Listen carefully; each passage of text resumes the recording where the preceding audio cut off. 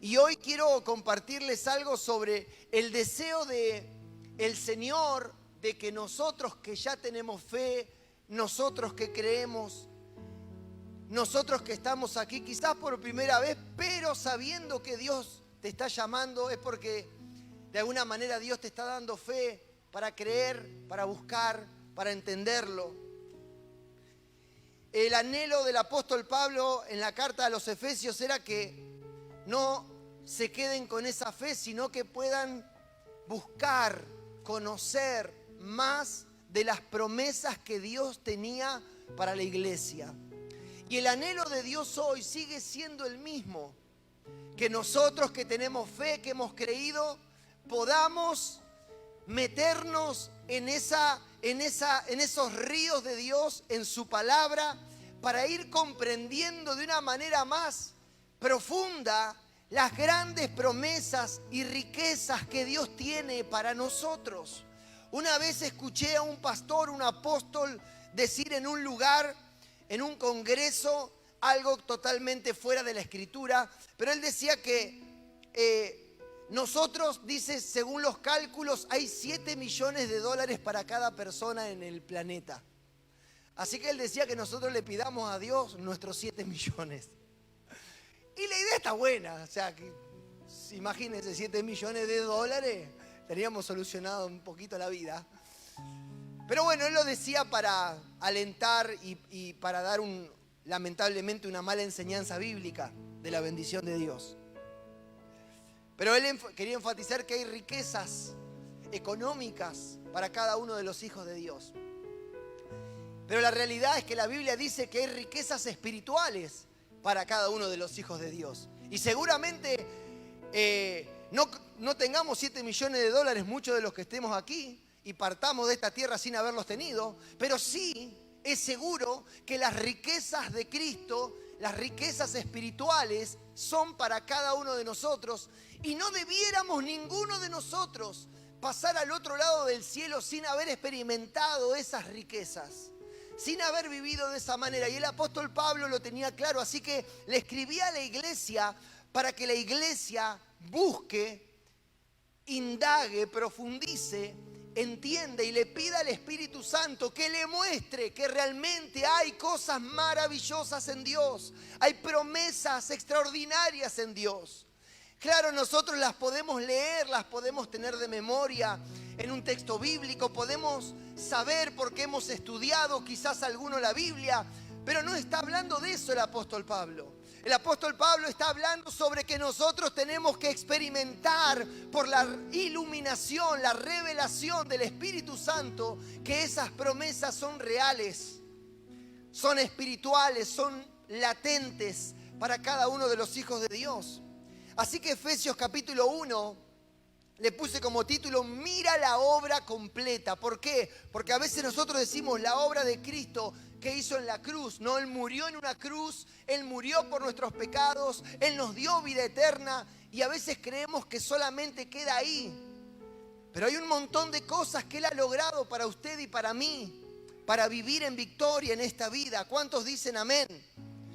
Efesios capítulo 1, versículo 15, mire. Dice: por esta causa también yo, habiendo oído de vuestra fe en el Señor Jesús y de vuestro amor para con todos los santos, no ceso de dar gracias por vosotros, haciendo memoria de vosotros en mis oraciones, para que el Dios de nuestro Señor Jesucristo, el Padre de gloria, os dé espíritu de sabiduría y de revelación en el conocimiento de Él, alumbrando los ojos de vuestro entendimiento, para que sepáis cuál es la esperanza a que Él os ha llamado, y cuáles las riquezas de la gloria de su herencia en los santos, y cuál la supereminente grandeza de su poder. ¿Para quién? Para con todos nosotros los que creemos, según la operación del poder de su fuerza, la cual operó en Cristo, resucitándole de los muertos y sentándole a su diestra, en los lugares celestiales, sobre todo principado y autoridad y poder y señorío, y sobre todo nombre que se nombra, no solamente en este siglo, sino también en el venidero. Y sometió todas las cosas bajo sus pies, y lo dio por cabeza sobre todas las cosas a la iglesia, la cual es su cuerpo, la plenitud de aquel que todo lo llena en todo. Amén. La Biblia dice que el apóstol Pablo le decía a la iglesia: recuerdo su fe, me acuerdo de ustedes, recuerdo su fe y recuerdo el fruto de una fe verdadera. ¿Cuál es? Dice el apóstol Pablo: el amor hacia sus hermanos. Porque una fe verdadera no está separada del amor práctico hacia los hermanos en Cristo. Quien no ama a su hermano no ha visto a Dios. Quien no ama a su hermano no conoce a Dios. Quien no ama a su hermano no tiene a Dios. Así que el apóstol Pablo dice: gracias doy a Dios por la fe que se evidencia en el amor que se tienen. Claro, el amor que se tienen no es lo que yo quiero recibir de mi hermano, es lo que yo debo recibir de mi hermano. A veces debo recibir de mi hermano un abrazo y a veces un chirlo. A veces voy a necesitar una ayuda económica y a veces es un ponete a trabajar, no seas vago. Eso es amor. La Biblia dice que porque Dios nos ama, nos disciplina. El concepto de que amor es que te digan todo lo que querés oír es un concepto del mundo que se filtró en la iglesia. La manifestación práctica del amor de Dios es que Dios, a través de tu hermano, te va a bendecir, te va a sostener, te va a retar, a disciplinar, a levantar, a sostener todo lo que haga falta. A veces tu hermano te va a decir: wow, qué bendición que sos. Y a veces quizás te encontrés con tu hermano y te diga: mira, hermano, no me está siendo de bendición con tu ejemplo. Eso también es amor. Qué lindo que es cuando te aman con la verdad. ¿Cuántos dicen amén? Claro, y cómo duele a veces la verdad, ¿no? Qué tremendo, qué paradoja, qué contradicción. Pero ¿me estás amando? Sí, porque hay un dicho que dice: porque te quiero te aporreo. A veces pasa. Mire,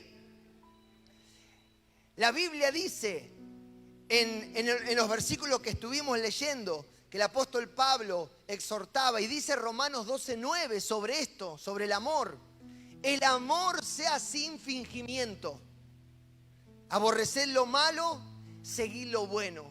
El amor sea sin fingimiento.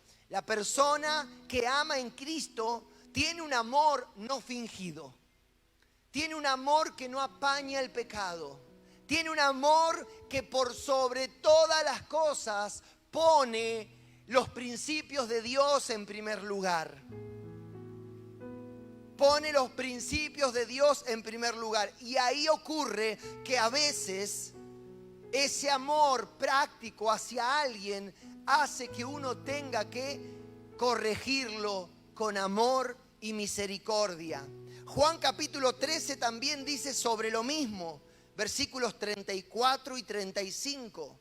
Un mandamiento nuevo os doy, que os améis unos a otros como yo os he amado, que también os améis unos a otros. En esto, dice, en esto conocerán todos que sois mis discípulos, si tuviereis amor los unos con los otros. Amén. ¿Cómo se ve que somos discípulos? Que tengamos amor los unos por los otros. Esto le decía el apóstol Pablo a la iglesia. Y le seguía diciendo en el versículo 17. ¿Para qué? Para que el Dios de nuestro Señor Jesucristo, el Padre de gloria, os dé espíritu de sabiduría y de revelación en el conocimiento de Él, alumbrando los ojos de vuestro entendimiento, para que sepáis cuál es la esperanza a la que Él os ha llamado y cuál es la riqueza de la gloria de su herencia en los santos y cuál la supereminente grandeza de su poder para con nosotros los que creemos según la operación del poder de sus fuerzas, que primero, dice el versículo 20, operó en Jesús y luego en nosotros. Hay algo que el apóstol Pablo está orando acá que nosotros tenemos que entender. El apóstol Pablo no está orando por la iglesia y le está diciendo a Dios, Dios, que la iglesia ore y que reciba poder. El apóstol Pablo estaba diciendo, Señor, que ellos puedan ver que ya tienen poder. Que puedan ver que son de Dios y que la autoridad de la palabra de Dios les ha sido delegada. Tu nombre les ha sido delegado. Para que en mi nombre echéis fuera demonios. Para que en mi nombre sanen enfermos. Para que en mi nombre prediquen el evangelio. El apóstol Pablo no está diciendo, estoy orando a Dios para que Dios les dé poder, les dé capacidad. Le dice, le estoy orando a Dios para que ustedes puedan entender que ya tienen amor, que ya tienen poder de Dios, que ya tienen la palabra, que ya tienen el nombre de Cristo. O sea, ya tienen. Hermanos, muchas veces nos encontramos pidiéndole a Dios cosas que ya tenemos desde el comienzo de nuestra fe cristiana, pero por no tener luz, por no leer la Escritura, por no estudiar la palabra, vivimos pidiendo pan cuando somos hijos de un panadero.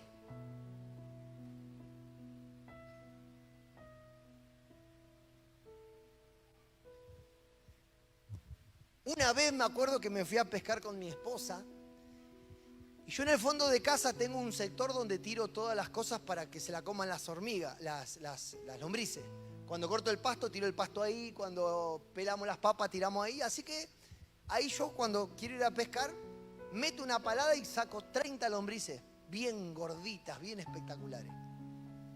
Así que una vez me acuerdo que nos fuimos a pescar a un lugar y me había olvidado de juntar lombrices.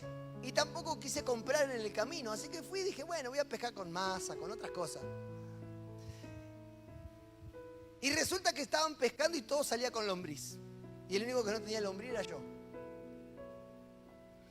Y yo mientras estaba ahí pasando el día tratando de pescar algo, yo decía, ¿cómo puede ser que tengo el fondo de mi casa que está así de lombriz y yo no pueda tener una lombriz acá para encarnar?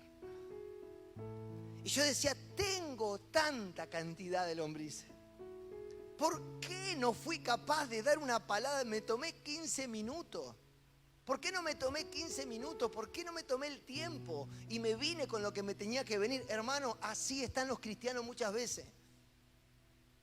Por no tomarse el tiempo, están ignorando y se están perdiendo todo lo que tienen en Cristo Jesús. Y el apóstol Pablo decía, oro por ustedes para que no crean que solamente es tener fe. Tienen que buscar, tienen que investigar, tienen que pedir a Dios luz para entender las cosas que tienen. Y no se pierdan las bendiciones de Dios. No se pierdan la oportunidad de disfrutar lo que ya tienen en Cristo Jesús. Y a veces algunos cristianos son como yo por no ponerse y darse el tiempo. Dicen, no tengo esto, no tengo lo otro.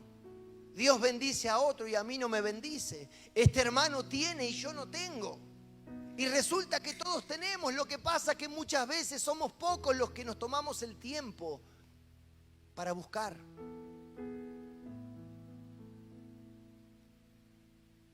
Tenemos tiempo para trabajar, tenemos tiempo para lavar, tenemos tiempo para ver la tele, tenemos tiempo para el celular. Dios nos libre y nos guarde, que nos falte el tiempo para el celular. Tenemos tiempo para todo. Tenemos tiempo para la novia, tenemos tiempo para el novio, tenemos tiempo para el esposo, para la esposa, tenemos tiempo para el asado, tenemos tiempo para pintar la reja, no tenemos tiempo para orar. Tenemos tiempo para el fútbol, pero no tenemos tiempo para leer la Biblia. Tenemos tiempo para ir a la casa de un hermano y estar 5 horas hablando del Señor o de cualquier cosa, pero no tenemos tiempo para llenar el libro de IET.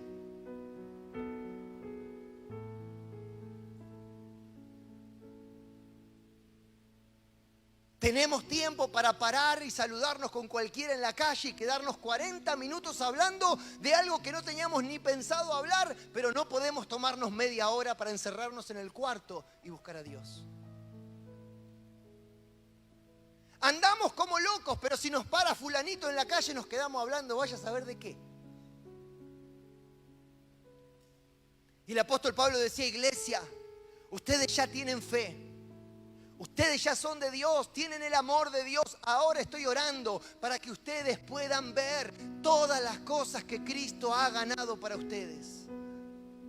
Son muchísimas, son gloriosas, son riquezas en gloria. Y oro a Dios para que el Señor los ilumine en ese conocimiento. Dice Primera de Pedro sobre esto. Versículo 13, Primera de Pedro, versículo 13.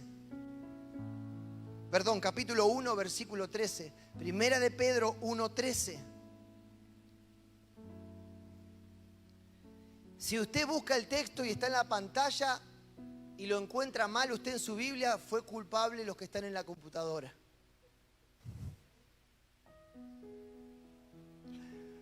Primera de Pedro 1:13. Dice: por tanto, ceñid los lomos de vuestro entendimiento, sed sobrios y esperad por completo en la gracia que se os traerá cuando Jesucristo sea manifestado.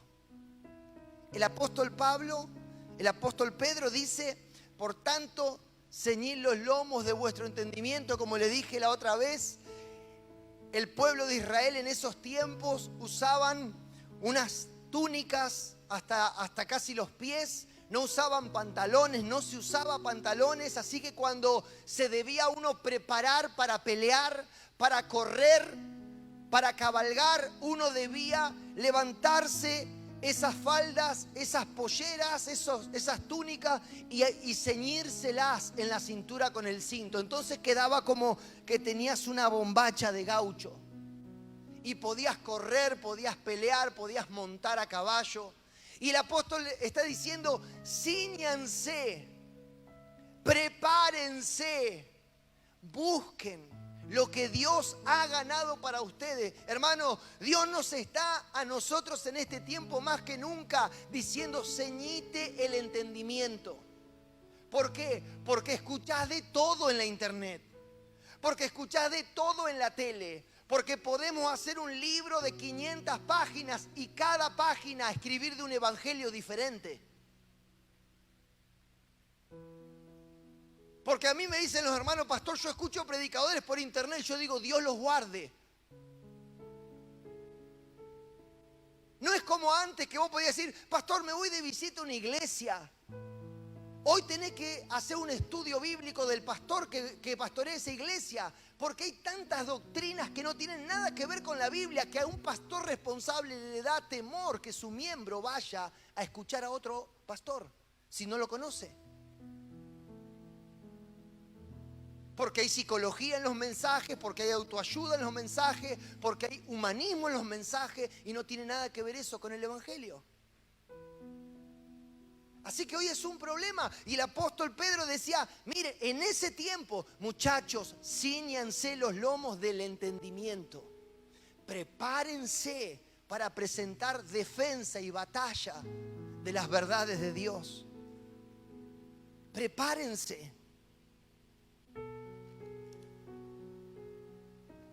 La Biblia para esto nos dice en este versículo tan conocido del Salmo 119: lámpara es a mis pies tu palabra y lumbrera mi camino. El versículo 105. Lámpara y lumbrera a mi vida. La Biblia dice en el 1:19 de Efesios, donde estamos, dice: ¿y cuál la supereminente grandeza de su poder para con nosotros los que creemos, según la operación del poder de sus fuerzas? Lo que está diciendo es: yo quiero que sepan que yo quiero que ustedes sepan, decía Pablo, que el poder que actúa en ustedes es el poder que actuó en Jesús. Lo que el Padre les ha dado y con lo que el Padre los guarda, los bendice y los cuida, es lo que ha creado todas las cosas, es lo que sostiene todas las cosas. Es aquello que se puso por sobre todas las cosas. Si yo, hermano, puedo entender eso, yo voy a estar tranquilo frente a cada dificultad. ¿Por qué? Porque es ese poder el que actúa en mi vida. Porque es ese poder el que me sostiene. Ese es el poder que sostiene el latir de mi corazón. Es ese poder el que guarda a mis hijos. Es ese poder el que guarda mi matrimonio, mi esposa, mi esposo. Es ese poder el que va a estar en esa sala con el médico, en ese quirófano. Es ese poder el que va a decir sí o no por el resto de mi vida. No es cualquier poder, no es cualquier hombre, no es cualquier Dios. Es el único Dios verdadero, el que te sostiene con su poder. Y cuando yo empiezo a recibir luz de esas verdades, yo empiezo a caminar más seguro. Empiezo a confiar de otra manera. Empiezo a esperar de otra manera. La Biblia dice en el 1:8 de Hechos de los Apóstoles: pero recibiréis poder cuando haya venido sobre vosotros el Espíritu Santo y me seréis testigos. La Biblia dice que en el instante que nosotros nos arrepentimos y Jesucristo nos perdona y nos limpia de todo pecado, somos morada de Dios. Somos templo del Dios vivo, de su Espíritu.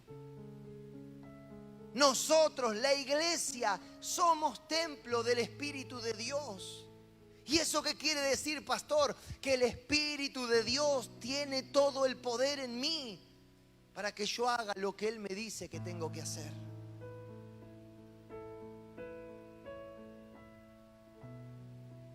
El otro día presentamos la familia Álvarez, misioneros a Indonesia. Estuvieron 9 años misionando en India. En India, ¿no, Cintia? En India. Ahora, Indonesia no, Filipinas. Me toca acomodar ahora en el mapa porque estamos viajando. 9 años en la India. Formaron un instituto, levantaron iglesias, compraron, hicieron propiedades. Ahora a Filipinas. A Filipinas, con la familia, con los hijos. Y claro, uno de este lado dice, wow, yo no puedo dejar a mi hijo con mi mamá a 2 horas porque le da vuelta a la casa. No puedo dejarlo para la cena de matrimonio. Y ellos se van, toda la familia, con los hijos chicos, a otra cultura. Después de haber estado 9 años en otra cultura. La pregunta es, ¿qué pasa en ellos? ¿Son conscientes del poder que actúa en sus vidas? Saben que si Dios tiene poder para salvar sus almas por toda la eternidad, también tendrá el poder para sostenerlos a ellos, a sus hijos. Para que sus hijos, contrariamente a que vivan traumados, vivan entendiendo que el mundo es su hogar. Que son una familia para las naciones y no para ellos mismos. Que ellos han nacido y han sido creados por Dios para desgastarse por la causa de Cristo y entregar sus vidas en pos del Evangelio. Pero hermanos, si usted no tiene luz sobre el poder de Dios que actuó en Jesús y que también está en usted, es muy probable que nunca se anime a algo así, aunque Dios le llame.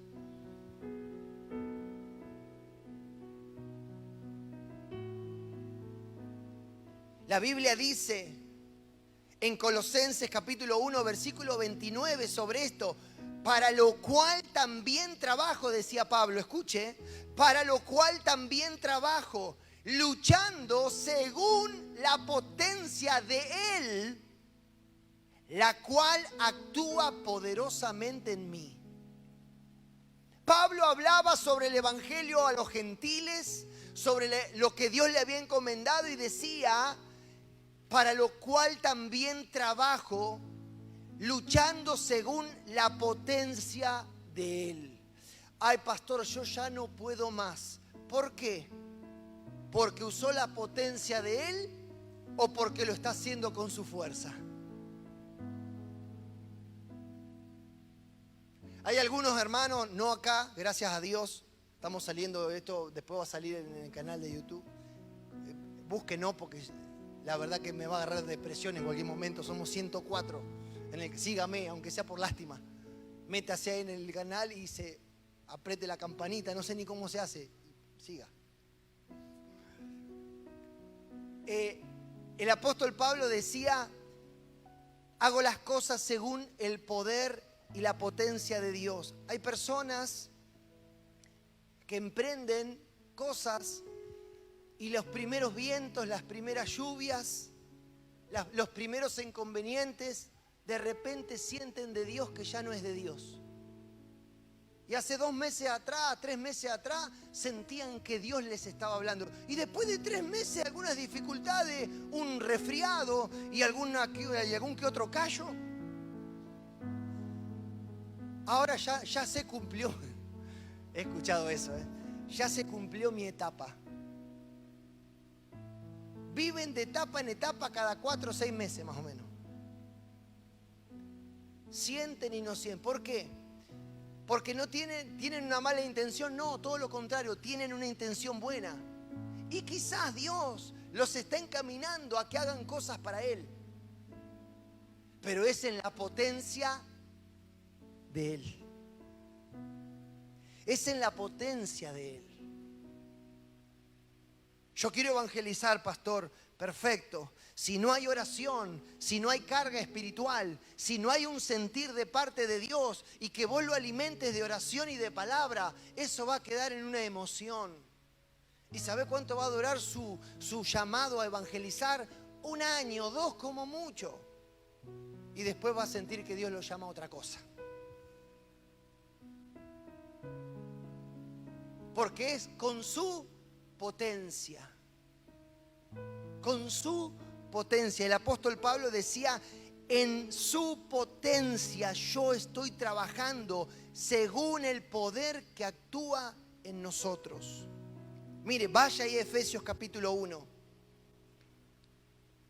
En el versículo 21 dice: y sobre todo principado y autoridad y poder y señorío, y sobre todo nombre que se nombra, no solo en este siglo, sino también en el venidero. Y sometió todas las cosas bajo sus pies. ¿Cuántas cosas sometió bajo sus pies? No escuché nada. ¿Cuántas cosas? Todas las cosas. ¿Qué sometió bajo los pies el Señor? La diabetes. ¿Qué sometió bajo los pies el Señor? El cáncer. ¿Qué sometió bajo sus pies el Señor? La misma muerte.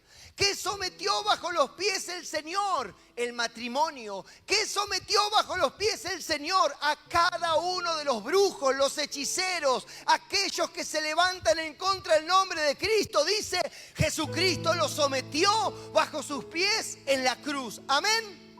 Él sometió todo. El problema es que a veces no estamos enterados. No es que no están sometidos. ¿Sabe qué significa sometió? Redujo su poder. Eso significa, no es que no tiene, redujo su poder. Por eso ahora nosotros predicamos y las almas se convierten. Por eso ahora nosotros no nos señorea el pecado, sino que somos libres del pecado.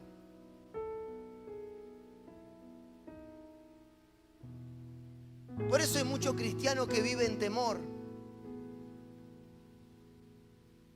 Vive en temor de muchas cosas.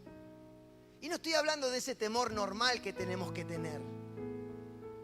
De ese temor que a veces tenemos cuando tenemos que leer un diagnóstico médico. O ese temor que tenemos cuando por lo cual no queremos ir al médico. Porque ese temor es parte de la vida, de la naturaleza. Estoy hablando de ese temor que te impide hacer las cosas por la fe. De ese temor que te impide dejar de hacer las cosas que sí tenés que hacer. Porque no es un temor natural, sino que es un temor paralizante, que te ciega la vista, el entendimiento.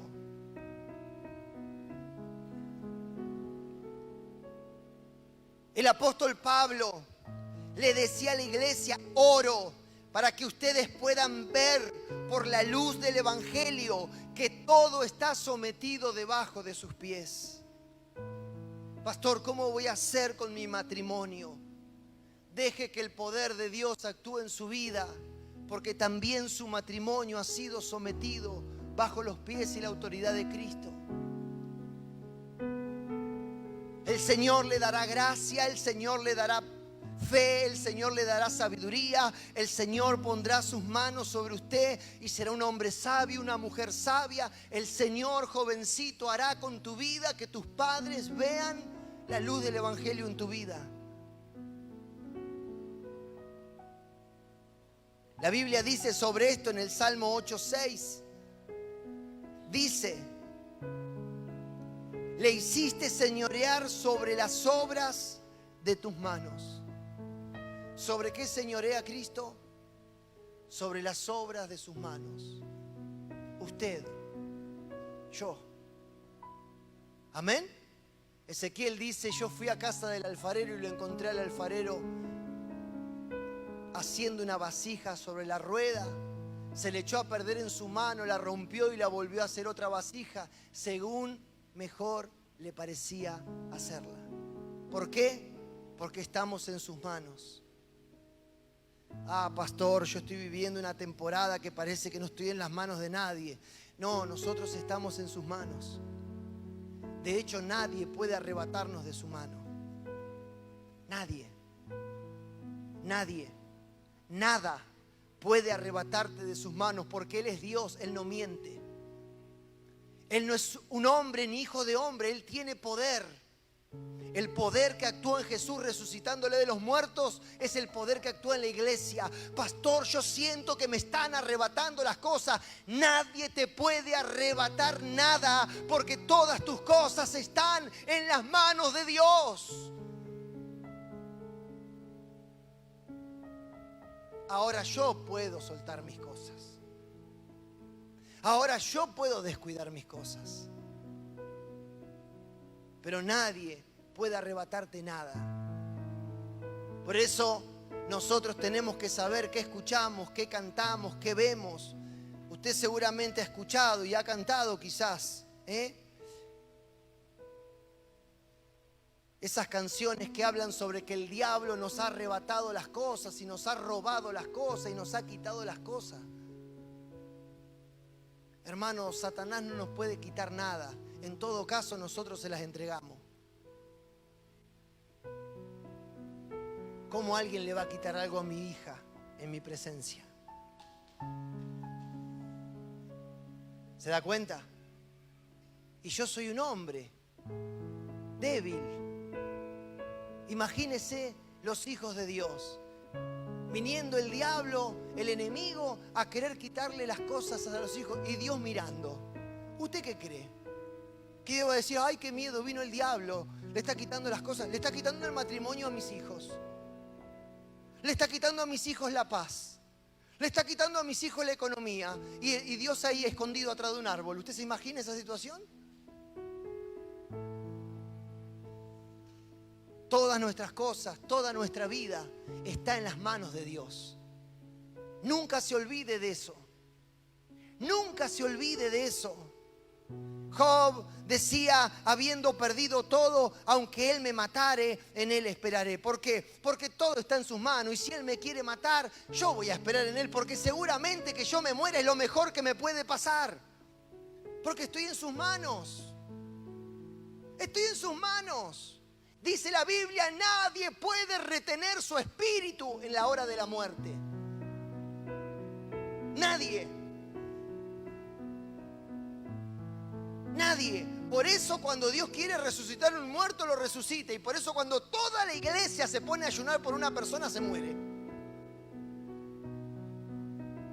cadena de oración, 2 cadenas de oración, una recadena de oración, se murió el hermano. ¿Qué pasó? Nadie retiene el espíritu a la hora de partir. ¿Eso sabe de qué habla? De que Dios tiene todo en control.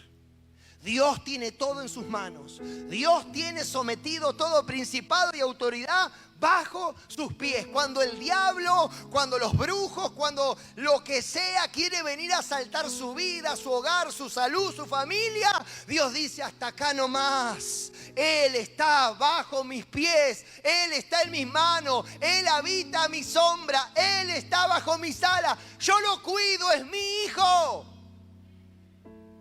Esa es la verdad.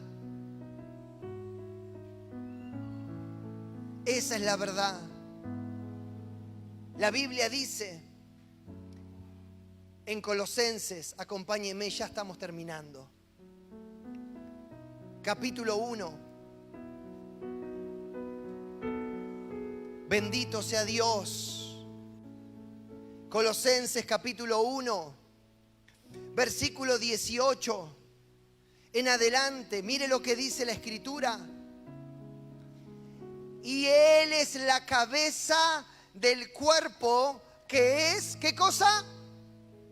¿Qué es el cuerpo?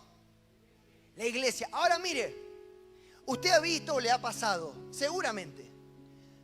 ¿Usted ha visto alguna historia, una película, un documental, algo, cuando una persona está en un momento de desesperación? Por ejemplo, yo he visto como una madre, para ayudar a su hijo en un momento de desesperación, y el hijo está apretado con algo pesado, la madre saca fuerza de donde no tiene y de alguna manera tiene fuerzas para mover un objeto que nunca podía haber movido. ¿Sabe por qué? Porque el cerebro le manda señal a sus músculos y la capacita con la adrenalina, con la dopamina y con todo lo que genera el cerebro para que esa madre en ese momento tenga una fuerza fuera de lo normal. Lo mismo pasa con un hombre. Cuando estamos en una situación de riesgo, en una situación de crisis, podemos tener la fuerza o la rapidez o la lucidez mental que esa situación demanda. ¿Por qué? Porque la cabeza, el cerebro, hace que el cuerpo se ponga en alerta y que tenga lo necesario para hacer lo que normalmente nunca podría hacer. La Biblia dice que la cabeza del cuerpo de Cristo, ¿quién es? Cristo. Si un hombre y una mujer natural le puede dar a su cuerpo natural, corruptible, finito, débil, capacidad para hacer cosas extraordinarias, imagínese cuando la iglesia se pone a servirle, cuando la iglesia es atacada, cuando la iglesia tiene que hacer cosas extraordinarias. La cabeza dice: yo te capacito, yo te levanto, yo pongo mis dones en tu vida, yo te doy la gracia. La sabiduría que no tenías vas a tener, los recursos que no tenías vas a tener, las fuerzas que no tenías vas a tener, la fe que no tenías vienen sobre tu vida. Porque el cuerpo de Cristo tiene por cabeza a nuestro Señor. Denle un aplauso si quiere a Él.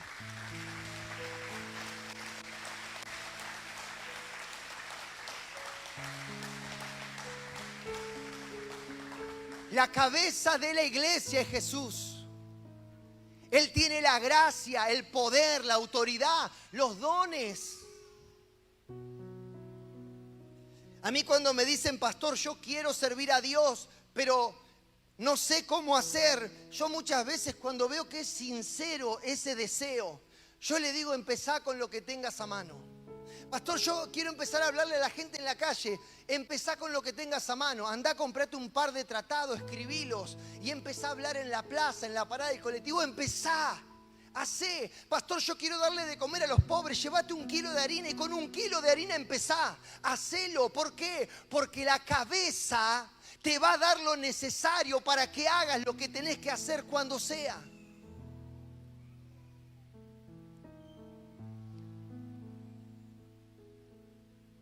El cuerpo de Cristo tiene como cabeza a Jesucristo.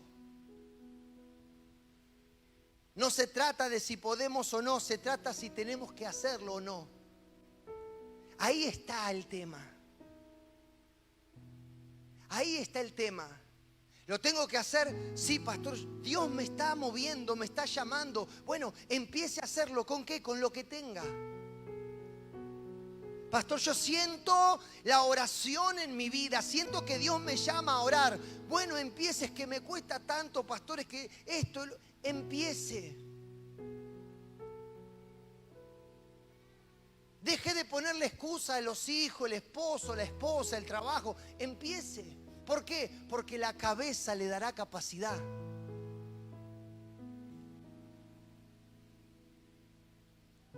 La Biblia sigue diciendo en Colosenses, en el versículo 19,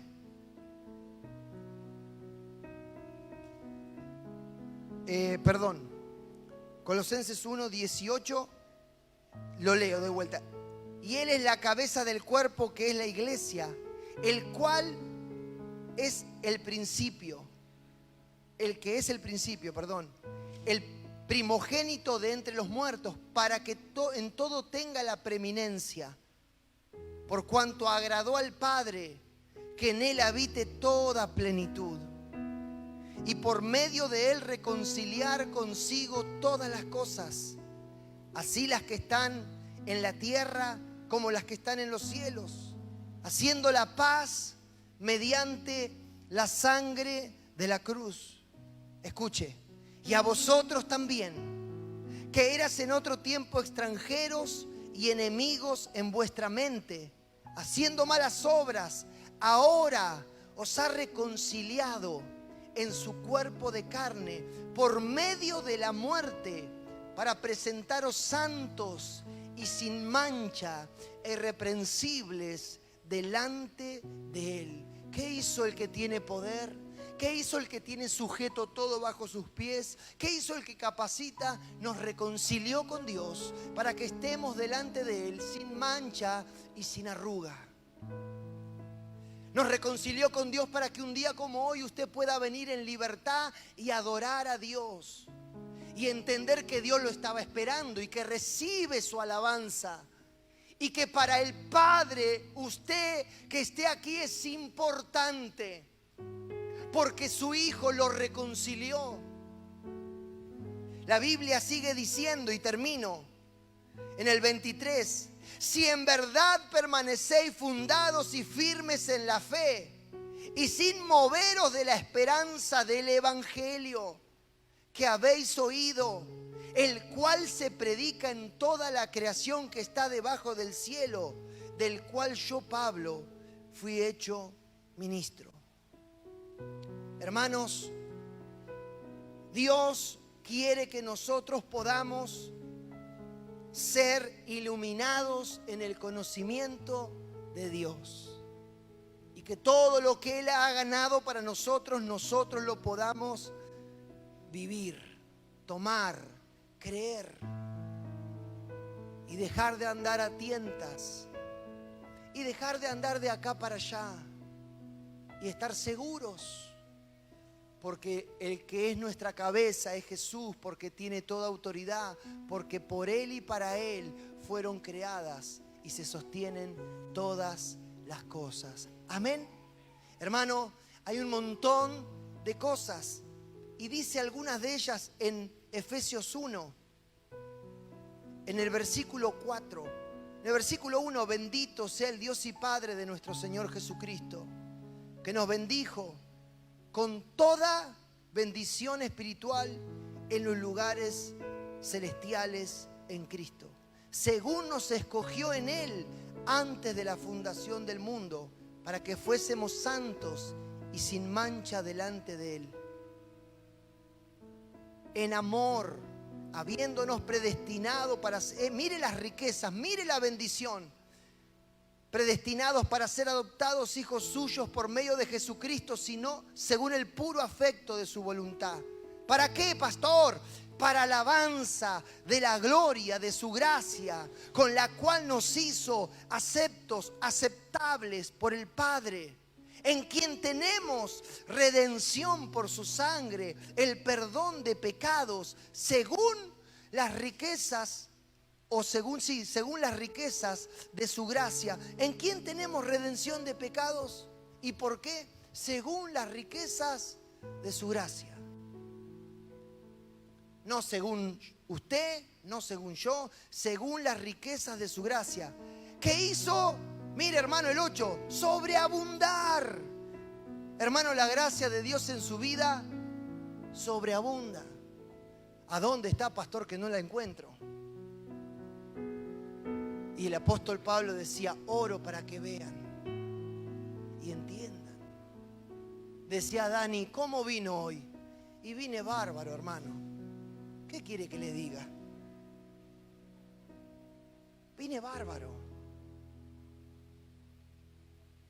Tengo paz, tengo vida eterna, tengo un techo, un plato de comida, tengo un auto con el radiador pinchado que me dura 5 litros de agua del kilómetro 30 de Catán hasta acá. Tengo una hija, una esposa, tengo un traje que ponerme, tengo vista, estoy acá parado. ¿Cómo vino? Vine bárbaro. Tengo el privilegio de pararme acá y compartirle a usted la palabra. ¿Cómo voy a estar? Más contento que perro con 2 colas. Hermanos, nos quejamos mucho. Siempre tenemos un problema. Siempre venimos al culto para que Dios nos meta el cric y nos levante. No. Nosotros tenemos que venir a adorar a Dios. ¿Cómo vino, hermano? Vine con un dolor de hueso impresionante, pero no sabe los gritos que voy a pegar en la alabanza. ¿Cómo vino, hermano? Y no puedo caminar, pero sabe cómo voy a aplaudir. ¡Ja! Claro. ¿Cómo vino, hermano pastor? No puedo mover ni las piernas ni los brazos, pero con los ojos voy a dar la alabanza a Dios. Voy a revolear los ojos para todos lados, para darle gloria a Dios. Claro, claro que sí. Porque en Él fuimos bendecidos, fuimos reconciliados con el Padre, tenemos vida eterna, nuestro nombre está escrito en el libro de la vida. Hay un ángel allá en las puertas del cielo que está esperando y en la lista dice Luis Alberto Rodríguez, lavado por la sangre del Cordero. ¿Cómo quiere que venga a la casa de Dios? ¿Cómo quiere que le aplauda? ¿Cómo quiere que le cante? Si cuando mi corazón deje de latir acá, va a empezar a latir allá por toda la eternidad. Se acabó el asunto. Decía Dani, no habrá más llanto ni dolor. El Señor enjugará cada lágrima de la cara de ellos. Así que cuando usted venga a la casa del Señor y le pregunten cómo se encuentra, cómo vino, dígale, vine con todos los achaques que tengo, dispuesto a darle la gloria al que vive por los siglos de los siglos. Listo. Y que Satanás se revuelque de la bronca ahí donde está. Porque él aborrece que la iglesia le adore. Y más un cristiano que está pasando por tribulación. Así que Pablo y Silas, esa noche en la cárcel de Filipo, le hicieron agarrar una descompostura a Satanás, porque dice que a medianoche se pusieron a cantar y a orar salmos. Y todos los presos los oían. Vaya a preguntarle a Pablo y a Silas cómo estaban. Si usted le preguntaba esa noche a Pablo y a Silas cómo están para alabar a Dios, ellos te hubieran dicho, aguantame 40 minutos después de que terminemos de adorar y alabar, te decimos. ¿Cuántos dicen amén? Que el Señor nos dé en esta noche el ánimo, las fuerzas para poder nosotros buscar en las Escrituras y por el Espíritu de Dios la luz la revelación, la sabiduría de poder ver y comprender toda riqueza espiritual que tenemos en Cristo Jesús. Somos su iglesia, somos su pueblo, somos sus hijos. Dice Pedro, real sacerdocio, pueblo adquirido por Dios para anunciar las virtudes de aquel que nos llamó de las tinieblas a su luz admirable. ¿Cómo voy a estar si estaba en tinieblas? Ahora estoy en su luz. ¿Cuántos dicen amén? A Jesús seguiré, pongo en él